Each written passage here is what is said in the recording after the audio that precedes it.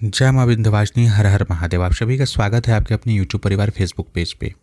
आप अगर अपने नगर के सबसे पुराने मंदिर के विषय में नहीं जानते हैं, आपको यह नहीं जानकारी में है कि आपके क्षेत्र के क्षेत्रपाल कौन है, ग्राम देवता कौन है, डीह कौन है, खेड़े पर के जो देवता हैं वो कौन है, ऐसी स्थिति में आपके साथ क्या होता है। विशेष करके अगर आप किसी भी प्रकार के अभिचारिक प्रयोग से पीड़ित हैं, आपके शत्रु आपके ऊपर विचार कर रहे हैं, ऐसी स्थिति में अगर आपको अपने ग्राम देवता के विषय में नहीं जानकारी है तो कौन कौन सी दिक्कतें हो सकती हैं।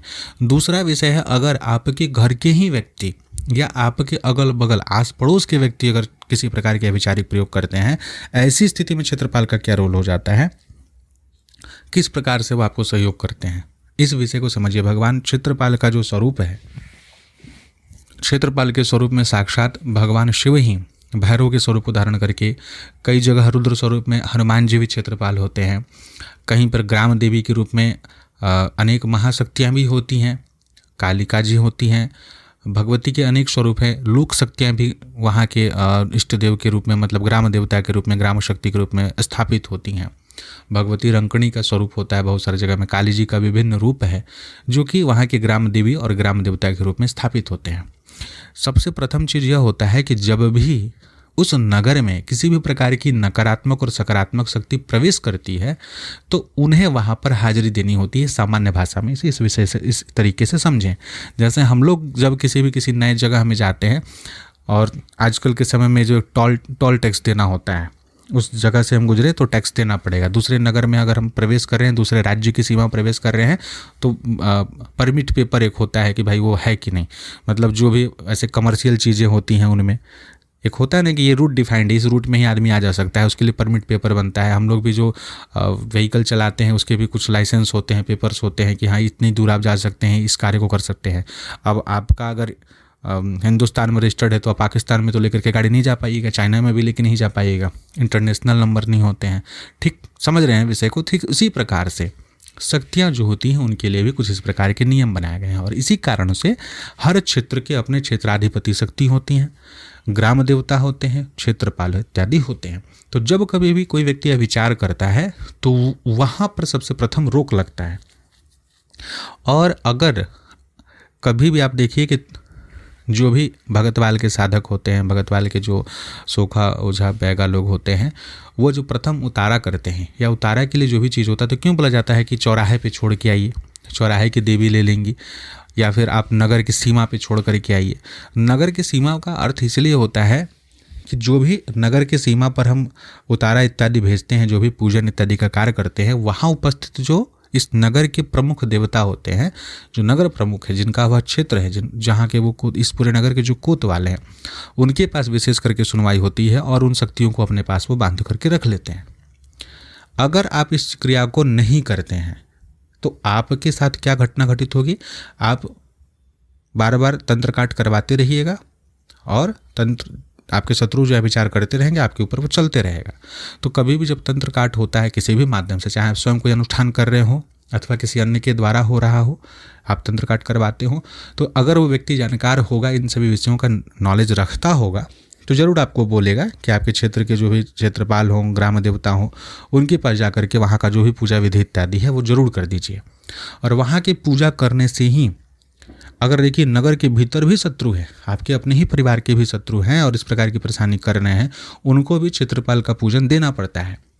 तो इसलिए जब आप जा कर के वहाँ निवेदन कीजिएगा, आप जा कर के वहाँ उनका पूजा भोग जो भी दीजिएगा, देने के पश्चात जब वहाँ निवेदन करिएगा कि इस प्रकार की दिक्कत हो रही है और आपको अपने शत्रु के बारे में ज्ञान है, तो उनके नाम के साथ अर्जी लगाएंगे।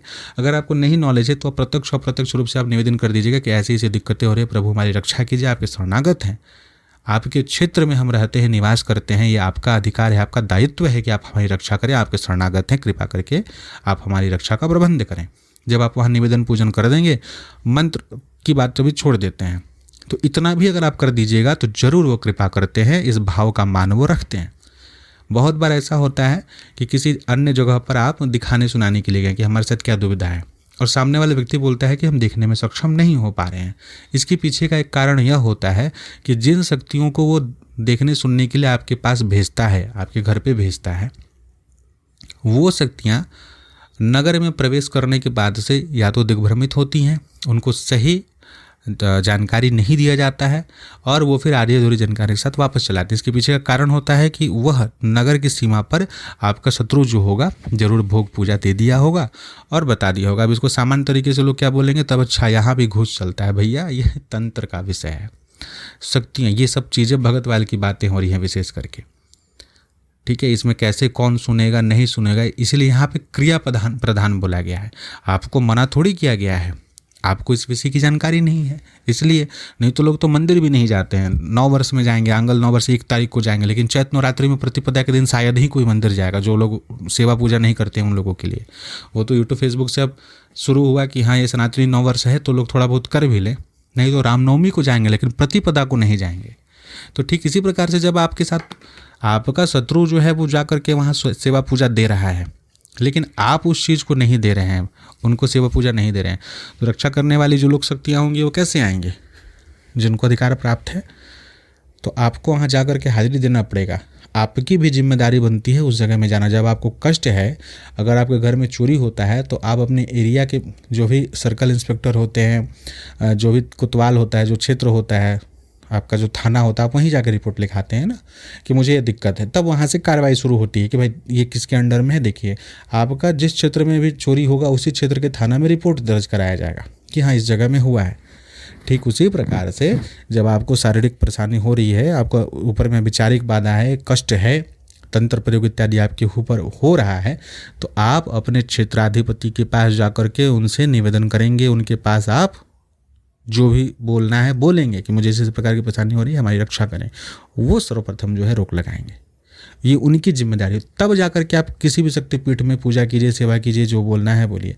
हम बार बार जो भी हमारे पास फ़ोन करते हैं मैक्सिमम लोगों को क्षेत्रपाल निकारी की विधि बताते हैं कि आप इस तरीके से कीजिए। इसके पीछे का सबसे बड़ा कारण होता है कि आधी चीज़ें तो वहीं ख़त्म होती हैं और बहुत बार तंत्र विचार बहुत बड़ा हो, चीज़ें बहुत पुरानी हो और अभी आपकी बैक सपोर्ट में कोई ऐसी महाशक्ति, कोई तीव्र शक्ति, उग्र शक्ति खड़ी नहीं है, आप पूरी तरीके से नकारात्मक शक्तियों से घिरे पड़े हैं, तो इस निकारी को बार बार करवाना पड़ता है।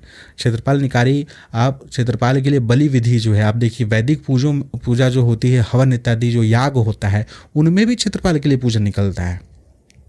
तंत्र के विषय को हटा दीजिए, अभी दिक्पाल के साथ क्षेत्रपाल की भी बलि जाती है। और क्षेत्रपाल की जो बलि जाती है तो उसमें क्या मंत्र जो होता है, उसमें क्या बोला जाता है कि हे क्षेत्रपाल, आप हर प्रकार से हमारा कल्याण कीजिए, क्षेम कीजिए, कुशल कीजिए, और आपके साथ जितनी भी शक्तियां हैं, आपके अधीन जो भी यहाँ पर इस क्षेत्र में जितने भी भूत प्रेत पिशाच, जितनी भी डाकनी साकनी पिशाचनी है, सभी आपके अधीनस्थ हैं।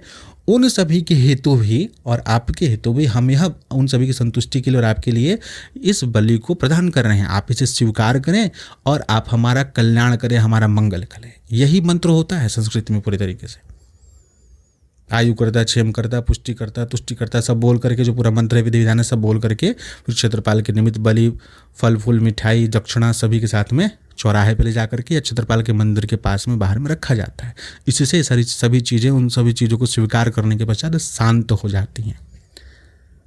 तो इसलिए क्षेत्रपाल का पूजन जो है अत्यंत आवश्यक है। सभी को क्षेत्रपाल का पूजन करना चाहिए। नहीं करते हैं तो इस प्रकार की बाधाएं होती हैं। आशा करते हैं इस विषय को आप समझेंगे, इससे लाभ लेंगे। जय मां विंध्यवासिनी, हर हर महादेव।